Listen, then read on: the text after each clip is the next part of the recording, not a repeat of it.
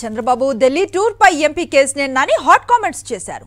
2014 నుంచి 2019 మధ్య చంద్రబాబు, లోకేష్ భారీ అవినీతికి పాల్పడ్డారని ఆరోపించారు. 2019లో మోదీ అధికారంలోకి రారని చంద్రబాబు అనుకున్నాడని, కాంగ్రెస్ కూటమిని కలుపుకొని ప్రధాని అయిపోవచ్చని బాబు దురాశకు పోయారన్నారు. కేంద్రం నుంచి కేసులో ఇరికిస్తారనే భయంతోనే బీజేపీతో పొత్తుకు బాబు ప్రయత్నం చేస్తున్నారని విమర్శించారు కేసినేని నాని.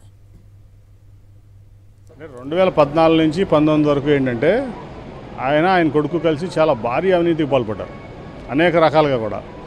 ఆ భారీ అవినీతి జరిగిన తర్వాత అంతకుముందు ఏమనుకున్నాడంటే ఆయన మన చంద్రబాబు నాయుడు గారు మళ్ళీ మోడీ గారు అధికారంలోకి రారు, అధికారం కోల్పోతారు 2019 ఎలక్షన్లో. కాబట్టి ఆ రోజున్న పరిస్థితుల్లో కాంగ్రెస్ మిగతా కూటమిలు కలిసి అధికారంలోకి వస్తే ఏదైనా ఈక్వేషన్లో నేను ప్రధానమంత్రి అవుతానని ఒక దురాశ కూడా పెట్టుకుని ఆ రోజు మా చేత అవిశ్వాస తీర్మానం ప్రవేశపెట్టి నానా రకాలుగా మోడీ గారిని పర్సనల్గా తిట్టి అన్నీ చేశాడు. అట్లాగే తిట్టి ఇవాళ ఇక్కడ జగన్మోహన్ రెడ్డి గారి దెబ్బకి 2019లో బొక్కబోర్ల పడిన పరిస్థితి మనం చూసాం.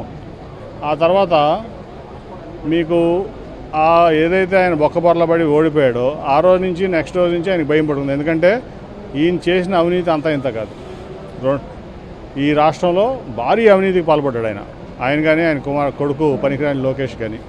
వాళ్ళిద్దరు దాంతో ఎక్కడ కేసులు ఇరికిస్తారో కేంద్రం నుంచి అని చెప్పి ఒక భయంతో ఆ రోజు నుంచి కూడా మోడీ గారు ఏ అవకాశం దొరికినా మోడీ గారితో, అమిత్ షా గారితో కలవడానికి చాలా విశ్వ ప్రయత్నాలు చేసినటువంటి విషయం నాకు తెలుసు.